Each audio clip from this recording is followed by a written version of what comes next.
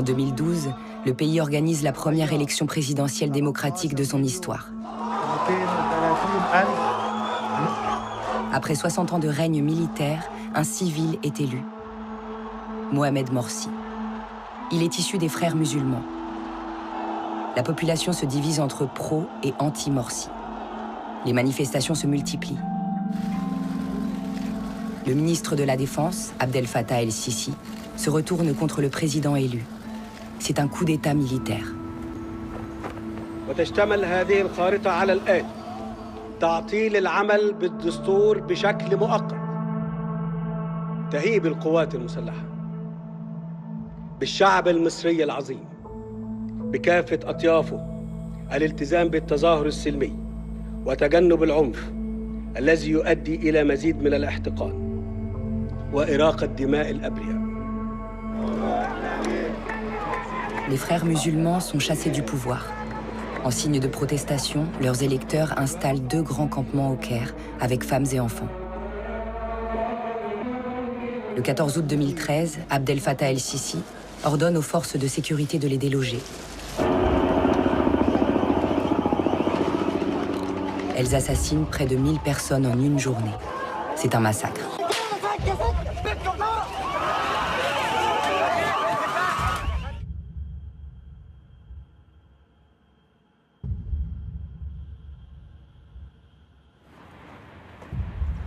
Après avoir écrasé son opposition, Abdel Fattah el-Sisi se fait élire président en 2014.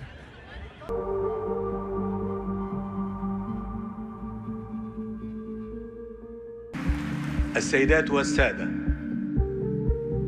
دعوني ونحن في ربوع هذا الصرح العريق الممثل لإرادة شعب مصر أن أجدد معكم العهد على استكمال مسيرة بناء الوطن وتحقيق تطلعات الأمة المصرية. Cette capitale est construite sur le modèle de Dubaï. Elle ne se décline qu'en superlatif. La plus vaste mosquée du Moyen-Orient, la plus haute tour d'Afrique. Mais cette image d'un pays en marche est un trompe-l'œil. La réalité de l'Égypte est celle d'une nation au bord du gouffre. L'Égypte est...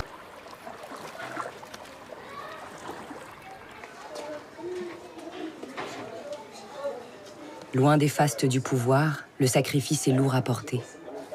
La pauvreté a explosé en 10 ans.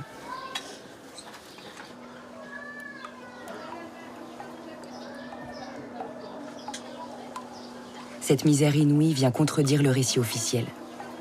Il est interdit de la filmer. Le sort des millions d'Égyptiens qui ont faim se raconte de manière anonyme. La vie est dure, très dure en ce moment. Mais on se bat pour s'en sortir. Moi, je travaille toute la semaine. Aucun jour de repos. Tous les jours de la semaine. Tout le temps. 12 heures par jour. Et à la fin du mois, je touche 53 €. Ça fait 1,80 € par jour. On compte sur l'aide de Dieu et on fait avec ce qu'on a.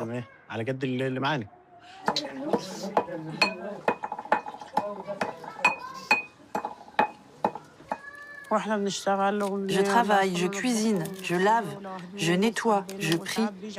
Et quand je n'ai rien d'autre à faire, je vais travailler dans les champs.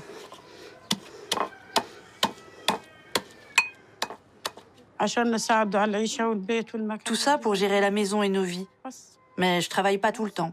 Ça dépend des saisons.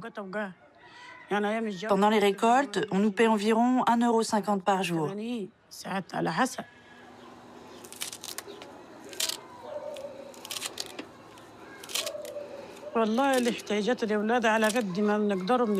Franchement, en ce qui concerne les enfants, on ne leur donne que ce qu'on peut, en fonction de l'argent qu'on a dans nos poches, pas plus.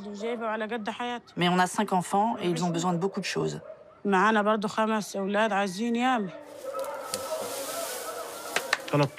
Au lieu d'acheter 3 tomates, on n'en achète qu'une. Au lieu d'utiliser 3 ou 4 oignons, on se contente d'un seul. On fait durer pour tenir toute la semaine et comme ça, on ne manque de rien. On trouve d'autres solutions. Je ramasse du bois, j'allume le four, à l'ancienne, comme mon père et ma mère à l'époque. Parce que je n'ai pas les moyens d'acheter une bonbonne de gaz.